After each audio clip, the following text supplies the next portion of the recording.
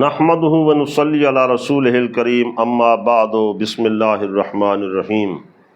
پیارے بھائیو، اللہ تبارک و تعالیٰ نے ہمارے اور آپ کے آقا و مولا صلی اللہ تعالیٰ علیہ وسلم کو کیسا عظیم درجہ، عظیم رتبہ، عظیم رفعت سے نوازا ہے، جس کے متعلق حضور صلی اللہ علیہ وسلم نے خود ارشاد فرمایا۔ آپ بھی سنیں، اپنے دلوں کو ٹھنڈا کیجیے۔ عن العباس انہ جاء الی النبی صلی اللہ علیہ وسلم فکأنہ سمع شیئا، گویا کہ حضور نے کچھ سنا۔ فقام النبی صلی اللہ علیہ وسلم علی المنبر، کہتے ہیں کہ حضور صلی اللہ علیہ وسلم خود منبر پر جلوہ افروز ہوئے۔ فقال من انا، اور فرمایا کہ میں کون ہوں؟ فقالوا انت رسول اللہ صلی اللہ علیہ وسلم، آپ اللہ کے رسول ہیں۔ قال انا محمد بن عبد اللہ بن عبد المطلب، کہ میں محمد بن عبداللہ بن عبد المطلب ہوں۔ ان اللہ خلق الخلق، سنیے کہ حضور صلی اللہ علیہ وسلم نے اپنی صفت خود ارشاد فرما رہے ہیں کہ اللہ تعالیٰ نے مخلوق کو پیدا کیا۔ فجعلنی فی خیرہم، تو اللہ تعالیٰ نے مجھے ساری مخلوقات میں سے بہتر کیا، بہتر میں رکھا۔ ثم جعلہم فرقتین، پھر اس خلق میں سے دو گروہ بنائے۔ فجعلنی فی خیرہم فرقتن، تو اللہ تعالیٰ نے مجھے بہتر سے بہتر جماعت میں رکھا۔ ثم جعلہم قبائل، پھر اللہ تعالیٰ نے قبیلے بنائے۔ فجعلنی فی خیرہم قبیلتن، پھر اللہ تعالیٰ نے ان تمام قبائل میں سے سب سے بہترین قبیلے میں مجھے رکھا۔ ثم جعلہم بیوتا، پھر ہر ایک کے گھر بنائے۔ فجعلنی فی خیرہم بیتا، اور اللہ تعالیٰ نے ان سب میں سے میرے گھر کو بہتر بنایا۔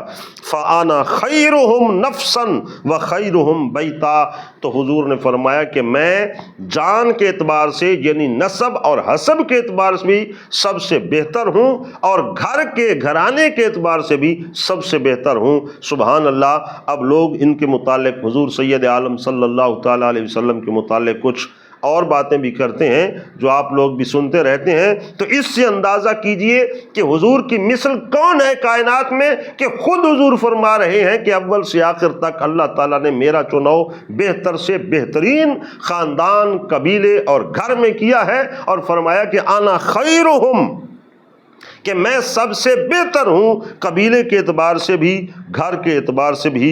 تو یہ حضور سید عالم صلی اللہ علیہ وسلم کی عظمت پر دلالت ہے۔ یقیناً اللہ تعالیٰ نے حضور جیسا نہ کوئی اولین میں بنایا نہ آخرین میں بنایا، اسی لیے تو آپ ہی اکیلے ملقب ہیں اس لقب کے ساتھ کہ سید الاولین والآخرین۔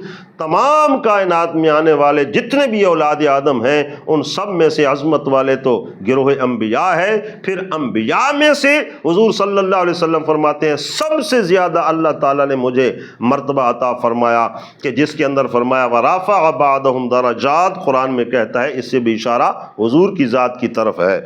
اور اسی طرح آگے بھی حدیث پاک میں حضور کی نبوت کے متعلق سوال کیا گیا۔